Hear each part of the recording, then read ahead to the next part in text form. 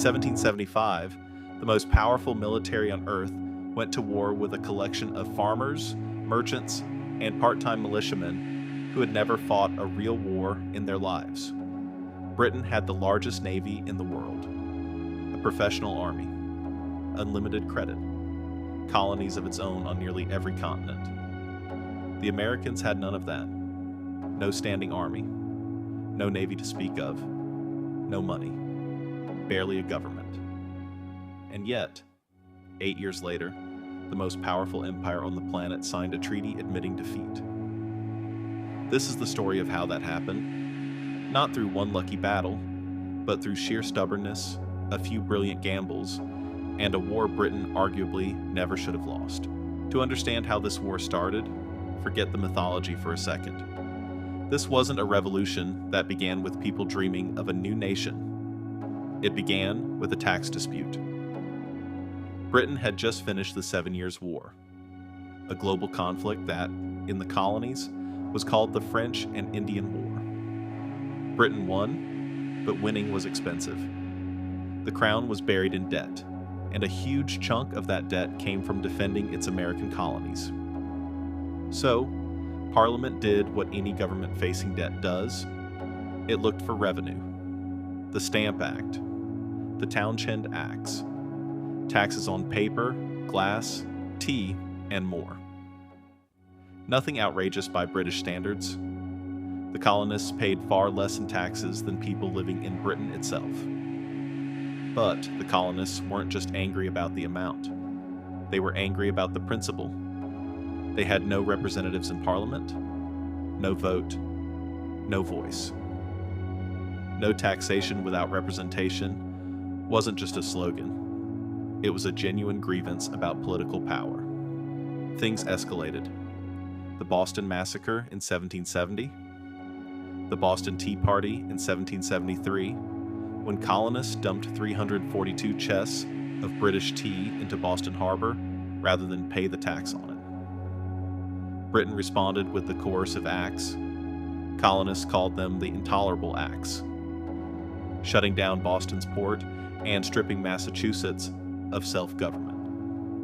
By 1774, delegates from 12 colonies met in Philadelphia for the First Continental Congress. They weren't declaring independence yet. They were still hoping for a compromise. Then, in April 1775, British troops marched to seize a colonial weapons cache in Concord, Massachusetts. Colonial militia intercepted them at Lexington. Nobody knows for certain who fired first, but someone did. And that shot ended any hope of compromise. On paper, this war shouldn't have been close. Britain had roughly 48,000 soldiers deployed to North America at the war's peak, backed by the Royal Navy, the most dominant naval force in the world, capable of moving troops and supplies anywhere along the coast at will. They also hired around 30,000 German mercenaries, commonly called Hessians, to bolster their numbers.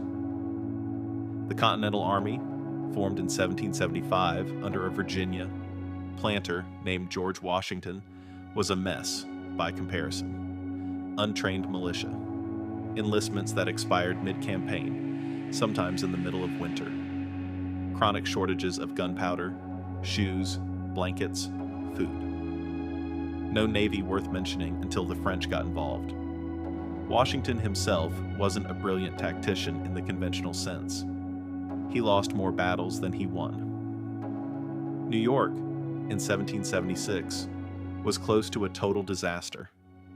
His army was nearly trapped and destroyed on Long Island, saved largely by fog, luck, and a nighttime retreat across the East River. But Washington understood something crucial that a lot of his generals didn't. He didn't need to win. He just needed to not lose completely, to keep an army in the field, keep the rebellion alive, and wear Britain down over time. Britain needed a decisive knockout blow. America just needed to survive. That single strategic insight, attrition over annihilation, is arguably the single most important decision of the entire war. By December 1776, the revolution was close to collapsing. Washington's army had shrunk to a few thousand men, morale was cratering, and enlistments were about to expire on New Year's Day. So Washington gambled.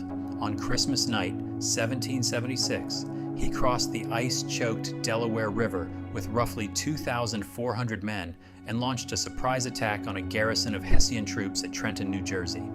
It worked. Nearly 900 Hessians were captured with minimal American losses. It wasn't a massive battle in the grand scheme of the war, but it was exactly the win the rebellion needed to survive the winter. Then came the battle that changed everything, Saratoga. In the fall of 1777, a British army under General John Burgoyne attempted to march south from Canada and split the colonies in two along the Hudson River. Instead, American forces surrounded and defeated him at Saratoga, New York, forcing the surrender of nearly 6,000 British troops in October 1777. This victory did something Trenton couldn't. It convinced France, Britain's oldest rival, that the Americans might actually win.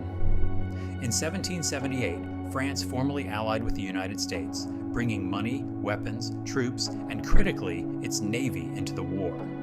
This is the moment the revolution stopped being a colonial rebellion and became a global war. Spain and the Dutch Republic eventually joined against Britain too, stretched thin defending interests worldwide, not just 13 colonies on the American coast. Without Saratoga, there's a real argument the revolution simply fails. With it, Britain now had to fight a world war just to hold on to America. After Saratoga, Britain shifted strategy, pivoting south, betting on stronger loyalist support in Georgia and the Carolinas. For a while, it worked.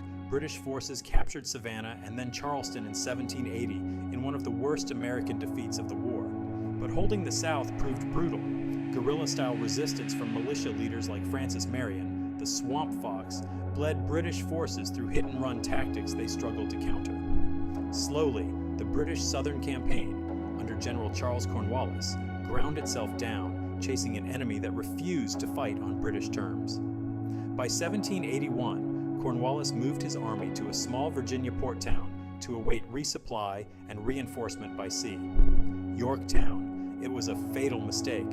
Washington, together with French General Rochambeau, saw the opportunity and moved fast, marching a combined American and French army hundreds of miles south to trap Cornwallis on the Yorktown Peninsula. At the same time, a French fleet under Admiral de Grasse defeated the British Navy at the Battle of the Chesapeake, cutting off any chance of a British rescue or evacuation by sea. Cornwallis was surrounded on land and sea with no way out. After weeks of siege, on October 19, 1781, Cornwallis surrendered his entire army, roughly 8,000 British and Hessian troops. Legend holds that the British band played a tune called "The World Turned Upside Down" as they marched out to lay down their arms. Whether that detail is fully accurate or not, it captures the moment perfectly. Yorktown wasn't technically the last battle of the war, but politically, it was the end. News of the defeat reached London and effectively broke Parliament's will to continue fighting. 2 years of negotiation followed, ending in the Treaty of Paris in 1783, in which Britain formally recognized the independence of the United States of America. So how does an army with no navy, no money, and barely any training beat the most powerful empire in the world? A few reasons stand out. First, geography and logistics. America was enormous, and Britain was fighting a war 3,000 miles from home. Every soldier, every musket ball, every barrel of gunpowder had to cross the Atlantic. That's an extraordinary logistical burden to sustain for 8 years. Second, Washington's strategic patience. He understood, better than almost anyone in his command, that the Continental Army survival mattered more than any single battlefield victory. Britain needed to crush the rebellion outright. America just needed to outlast British political will. Third, and this is the one that's often underplayed, foreign intervention. Without France's navy, money, and troops, it's difficult to see how Yorktown happens at all. This wasn't a war America won alone. It was a war America survived long enough for a world war to develop around it, tipping the balance decisively. And finally, Britain simply had bigger problems. By 1780, Britain wasn't just fighting rebellious colonists, it was fighting France, Spain, and the Dutch Republic simultaneously, with its navy stretched across the globe. Holding 13 colonies became one priority among several, and eventually not the priority worth the cost. None of this makes the American victory inevitable. For most of the war, it genuinely wasn't. It makes it a case study in how a smaller, weaker force can win, not by being stronger, but by being patient enough and lucky enough to outlast an opponent with too many other wars to fight. Today, Yorktown is a quiet national park in Virginia. Walk the old siege lines, and it's hard to imagine that an empire's fate in North America was decided on this patch of ground. The American Revolution didn't end with the fireworks and self-assurance we tend to associate with it now. For most of its 8 years, it was chaotic, underfunded, and genuinely close to failing more than once. But it succeeded, not through overwhelming force, but through endurance, a handful of decisive gambles, and a global war that gave a struggling rebellion just enough room to survive. It's the story of how, sometimes, not losing is its own kind of winning. If you enjoyed this one, hit subscribe. I'm covering the moments that changed the course of history. One battle, one decision, one turning point at a time. See you in the next one.